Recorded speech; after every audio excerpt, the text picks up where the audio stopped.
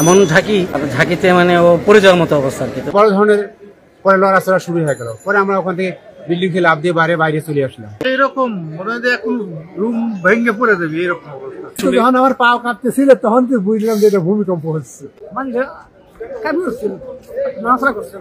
মানে হ্যান্ডেল ঘুরে ওই মাথায় গেছিল, মানে ধরা ফেলাম হ্যান্ডেল। এই ভূমিকম্প নিয়ম হয়েছে কি একটা আল্লাহ তাআলা নাম নিত না, ওখানে আমার ছেলে বললো যে এমন ঝাঁকিতে মানে ও পড়ে যাওয়ার মতো অবস্থা আর কি। তো ওকে আমি বললাম যে বিল্ডিং এ না থেকে বের হয়ে এটা অবজার্ভ করে দেখো, আরো বড় ধরনের কোনো কিছু থেকে নিজেকে স্কেপ করার জন্য, ফ্রি রাখার জন্য তুমি সচেতন হও এবং বাইরে চলে যাও, বাইরে যাবি। যখন আমার পা কাঁপতেছিল তখন তো বুঝলাম যে এটা ভূমিকম্প হচ্ছে। তো তবে যে বের হই আস্তে আস্তে হইলাম। পরে হঠাৎ করে দেখি যে গাছ ঝাঁকড়ি দিয়ে উঠলো, তারপরে দেখি যে বড় ধরনের পরে লড়াচড়া শুরু হয়ে গেল, পরে আমরা ওখান থেকে বিল্ডিং থেকে লাফ দিয়ে বাইরে চলে আসলাম। বাইরে চলে আসি তখন এখান থেকে কিছুক্ষণ ছিল, হয়তো বেশিক্ষণ ছিল না, অথবা কয়েক সেকেন্ড বেশি থাকলেই যে বড় ধরনের আরো ক্ষতি হবে। এই ভূমিকম্পে ছিলাম, মানে আমি এমন একটা ইসের মধ্যে পড়েছি, আমরা তো যে টিনের ছাপটা ছিল উপরে, মাঝে মধ্যে মনে হয় যে উপর দিয়ে বিড়াল যাচ্ছে।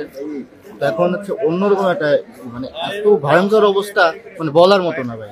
পুরো মানে রুমটা এখন এলোমেলো করে ফেলছে এরকম অবস্থা। পরে তাড়াতাড়ি বের হয়ে গেছে। বাজার নিয়ন্ত্রণ করে তাদেরকে রাজস্ব খাত থেকে এটা ভূমিকা রাখা দরকার, যে আবার নতুন করে হচ্ছে, আবার যেন ওই যখন না হয় সেরকম একটা ভূমিকা পালন করা দরকার। গাড়ি সহ তারপর কোথায় গেলেন?